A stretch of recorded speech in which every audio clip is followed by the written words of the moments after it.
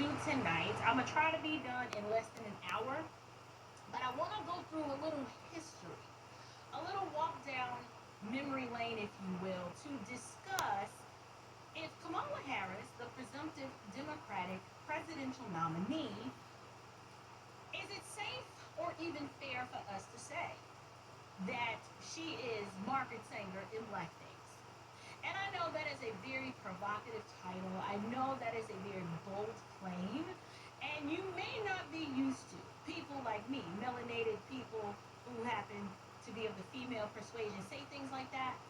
However, if we just examine who Margaret Sanger is, what she believed, and what she represented, and then if we listen and reflect back on who Hillary Clinton is and what she believes and what she represented, you will find that there's this common thread, that there's this tie that binds all three of these women together, and it has nothing to do with ethnicity, but everything to do with worldview. And so tonight, I want to start out, welcome you guys to the chat, obviously, but I want to start out by reading you guys a very old letter. And this letter was penned on December 10th, 1939, by the great, not the great, the disastrous Margaret Sanger to a Dr. C.J. Gamble.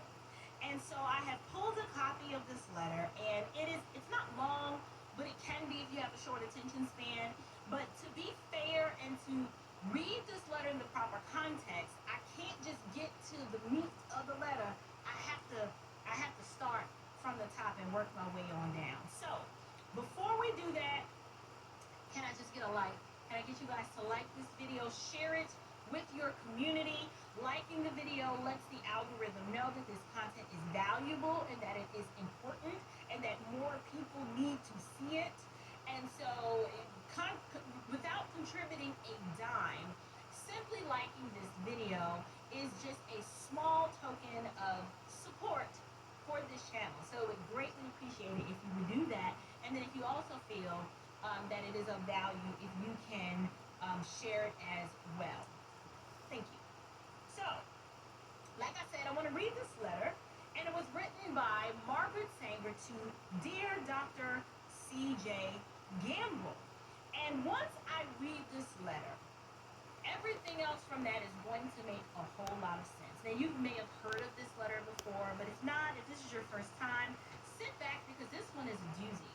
Okay, so now, well, first, before I read the letter, let me tell you guys who Margaret Sanger was. Margaret Sanger was an advocate, right, for racist eugenics, specifically designed to reduce the number of black people, among others, and she is the illustrious founder of Planned Parenthood.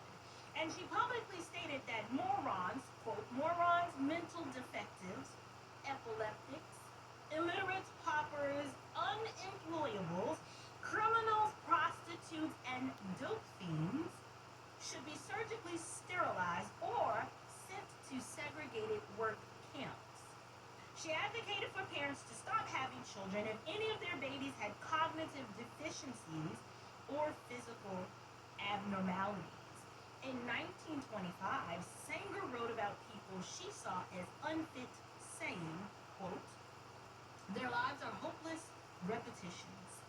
All that they have said has been said before.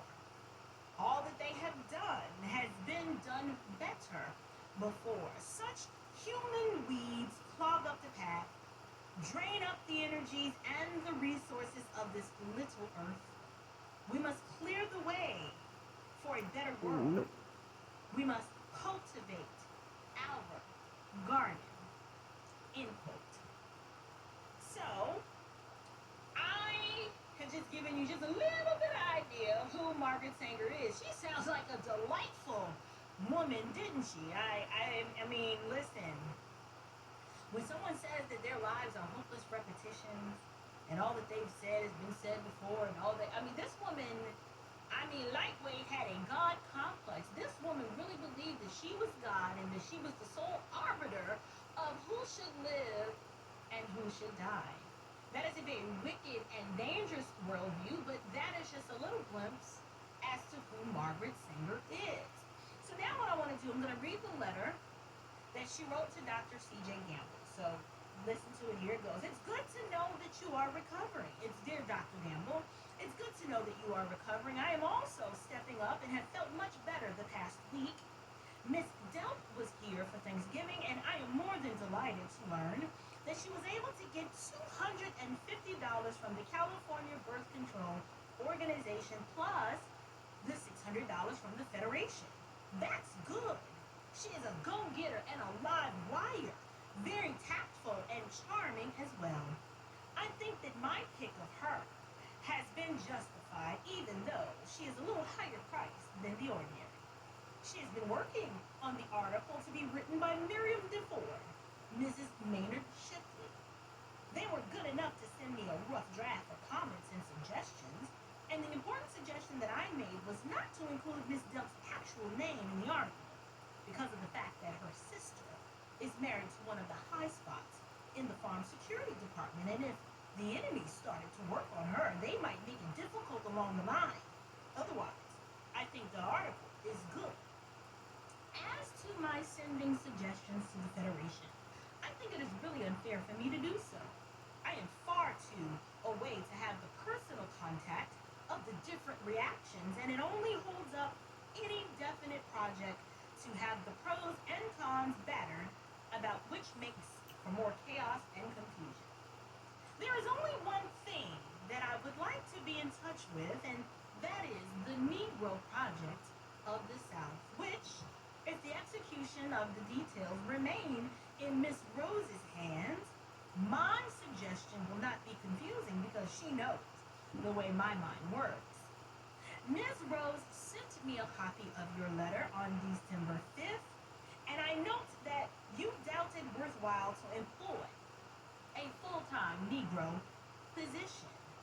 It seems to me from my experience, where I have been in North Carolina, Georgia, Tennessee, and Texas, that while the colored Negroes have great respect for white doctors, they can get closer to their own members and more or less lay their cards on the table, which means their ignorance, superstitions, and doubts.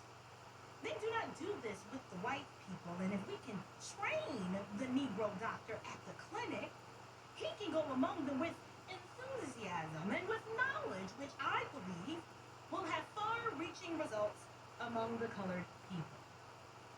His work, in my opinion, should be entirely with the Negro profession and the nurses, hospitals, social workers, as well as the county's white doctors.